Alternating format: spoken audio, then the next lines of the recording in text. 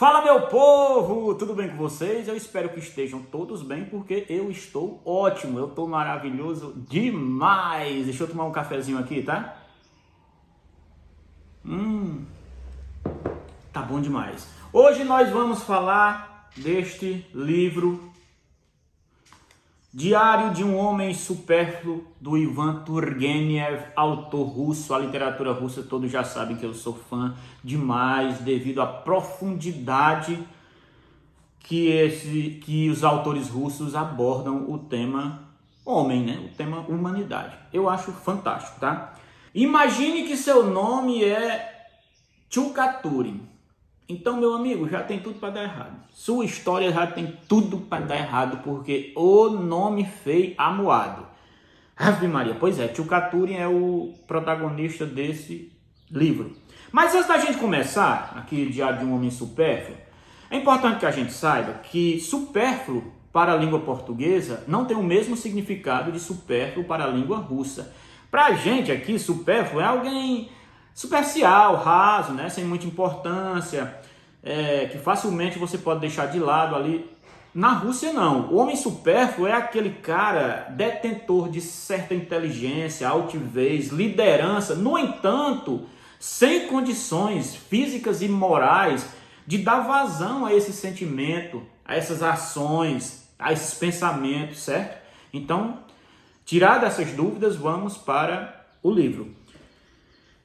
Tchukaturin é um cara que ali aos seus 30 e poucos anos descobre que tem uma doença terminal, tem 2 semanas de vida e o médico sugere que ele fique na cama, ele não pode sair da cama. Então ele fica, poxa vida, o que é que eu vou fazer nessas 2 semanas? Eu vou morrer, eu tenho que fazer alguma coisa interessante já que eu tive uma vida supérflua. Então ele decide escrever, né? Escrever um diário, como o nome do livro já diz, sobre a sua própria vida, mostrando o quanto ele foi supérfluo durante a sua existência, certo?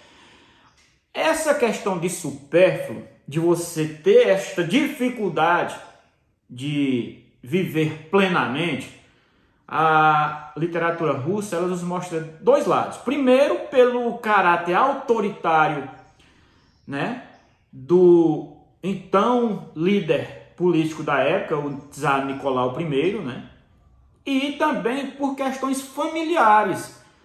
E eu acho que é nessa concepção familiar que ele nos apresenta esse livro. Por quê? O Tchukaturin era de uma família rica, né, detentora de terrenos, de terras, tinha posses, né, que a gente chama de uma família abastada, ok? No entanto, ele tinha dificuldades imensas de convivência com os pais. Primeiro, o Turgenev, na vida, né, na sua vida mesmo real, que a gente chama, ele tinha muita dificuldade com a mãe, e eu acredito que ele cita isso aqui no livro, né? Ele tinha a mãe como um ser autoritário, né? Uma pessoa, um algoz do que ela julgava ser um pensamento que não fosse o certo, né? Inclusive, ela se autopunia quando ela achava que tinha feito uma coisa errada, né? É tanto que ele fala nisso aqui no livro, que ela era algoz de si mesma, a mãe, né? Ele dizia que a mãe dele vivia em constante movimento e compara aqueles movimentos das formigas. No entanto, ele diz que o movimento da formiga tem sentido, o da mãe não, né? E ele também fala, né, que na morte da mãe, quando vê ela ali no caixão, aí ele tem aquela impressão, poxa, chegou o dia que ela está realmente descansando, é isso que eu percebo ela ali no caixão. Ele fala que a mãe dele só descansou quando se deitou ali no caixão e estava, inclusive, agradecendo a Deus por aquele momento. Ai, como é bom descansar. Mas é só isso que ele fala da morte da mãe. Definitivamente ele não gostava da mãe, ele não tinha boa relação com a mãe. No entanto, ele tinha uma boa relação com o pai. Só que o pai era um viciado em jogatina, era um cara viciado em jogo, certo? Então era o cara que estava sempre obedecendo à mãe, estava sempre se rendendo aos caprichos da esposa, porque não tinha moral, não tinha altivez, era outro supérfluo também dentro daquela estrutura familiar. No entanto, ele era apaixonado pelo pai. É tanto que quando o pai morre, ele descreve muito bem aqui no livro a morte do pai, o sentimento naquele momento de morte do cara que era seu ídolo. e ele fica ali próximo do caixão, na hora do velório e tal. Ele descreve isso muito bem no livro e você sente a dor do filho nas páginas desse livro. Tá? Então era um cara que tinha muita dificuldade ali na infância com a relação ali familiar.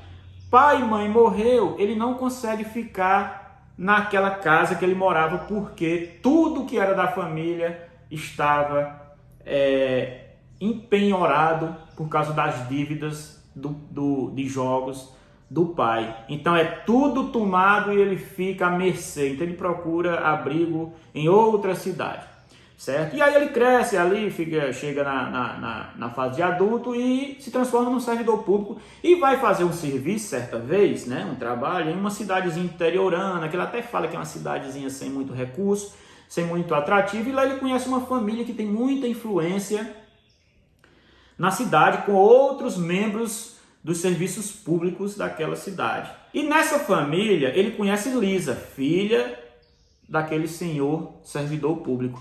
E ele se apaixona perdidamente por Lisa. É amor à primeira vista. No entanto, esse amor é só dele para ela.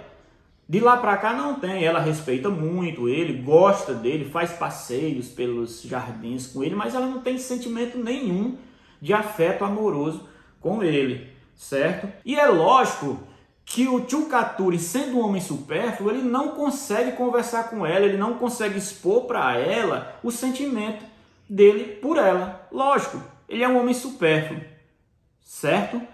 E aí, meu amigo, tá tudo bem, enquanto ele vai pro hotel lá e fica sonhando e tal, só que aparece um oficial, um militar, né, um príncipe na cidade, que também vai para a casa dos pais de Lisa. E Lisa se apaixona perdidamente por esse príncipe, certo? E aí, meu amigo, aí o Tchukaturi, porque o Tchukaturi, ele não é um cara burro, ele não é um cara desajustado, ele é um cara inteligente, é um cara altivo, é um cara que tem boas ideias, mas não consegue dar vazão a tudo isso. Como ele mesmo diz, que tem um cadeado interno que o impede de viver plenamente, de falar, de colocar as ações do pensamento em prática. Então, com muita luta, com muita batalha interna, ele com ódio daquele príncipe, porque segundo ele o príncipe estava roubando a sua amada, ele chama ele para um duelo. Aí o príncipe, pai, pois tá aí, dom, bora ver, bora se acabar, se desmantelar na bala.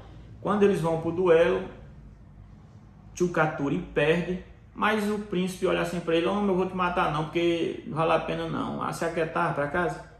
Para casa. Aí ele, mas rapaz, e agora? Aí o príncipe, cara, né, que não é um homem supérfluo, ele tira proveito disso, chega para Lisa, conta. Aí Lisa fica mais apaixonada por ele, certo? A história é basicamente essa, né? A literatura russa sempre vai ter uma paixão ali, um amor impossível e tal.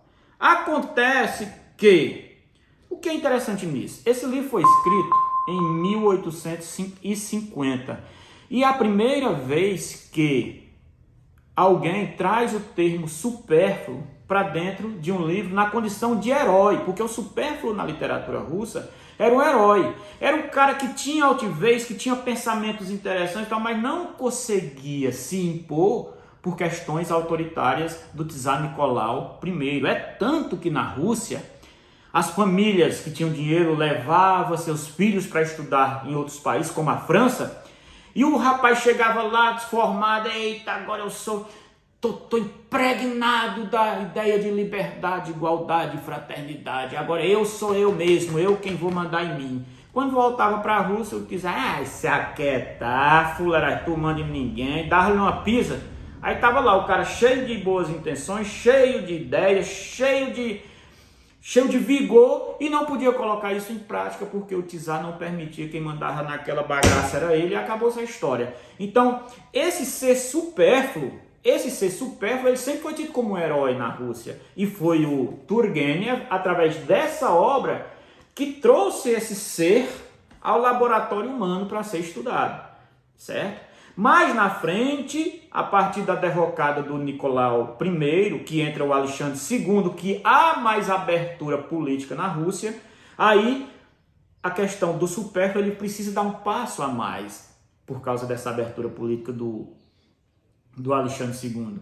E aí vai surgir o cara que realmente vai lutar, é o cara que vai ter a altivez, que vai ter as ideias, que vai ter a vontade, que vai ter o vigor e vai colocar em prática tudo isso, né? E aí lá vem Ana Karenina, mais um livraço da literatura russa, onde o Tolstói nos apresenta que é a mulher que luta contra tudo isso, né? E que sim, na minha concepção, é uma heroína, lógico. Então é isso. É um livro muito bom, certo? Muito bom pelos ensinamentos que traz. A história, ao meu ver, que é contar, é uma novela, né? 90 páginas. É uma coisa bem já batida pelos russos, né? Mas vale muito a pena você ler, porque, cara, quem é que não tem uma condição familiar que influenciou tanto na sua vida que hoje você se sente ali com alguma dificuldade de se libertar dessas raízes? Então esse livro ajuda muito, né? Quem é que não vive relacionamentos abusivos, tanto conjugais, como no trabalho, como em sociedade, que tem tanto a oferecer e é impossibilitado por algumas amarras espirituais aí que a gente precisa se libertar mesmo, só que a gente precisa descobrir como se libertar disso. Então esse livro aqui traz boas ideias, traz bons ensinamentos para isso, tá? Memórias de um Homem Supérfluo, Ivan Turgenev. Se você não leu ainda, leia este livro. Não tem perigo de você começar esse livro de um jeito e terminar do mesmo jeito, porque clássico não permite isso, meu amigo. Livro é divertimento, lógico, mas quando você vai ler livro clássico, você precisa estar super atento. Divertimento, sim, mas livros como esse tem que ser levado muito, muito a sério. Então é isso. Se você gostou, dá um joinha. Se você gostou mais ainda, compartilha esse vídeo com todo mundo, tá certo? É nóis, tamo junto. Um beijo no coração. Valeu!